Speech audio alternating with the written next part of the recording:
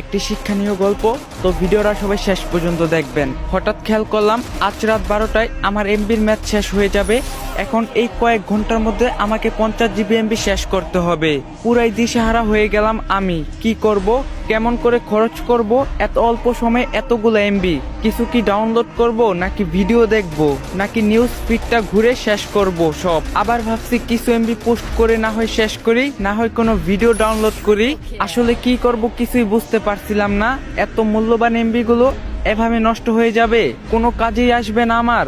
ঠিক তখনই কেন জানি আমার মনে হলো, হায় আল্লাহ, যদি আমি জানতে পারি যে আজ রাত 12টায় আমি মারা যাব, আমার হাতে তো আর মাত্র কয়েক ঘন্টা সময় আছে, তখন তাহলে আমি কি করব?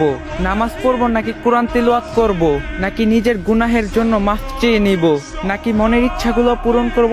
আচ্ছা, আপন মানুষগুলোর সাথে শেষ সময় কাটিয়ে দিলে কেমন হয়? থাক, আগে একবার দেখে নিই দেনা পাওনা কি কি আছে। ঋণের বোঝা নিয়ে কবরে না যাওয়াই ভালো।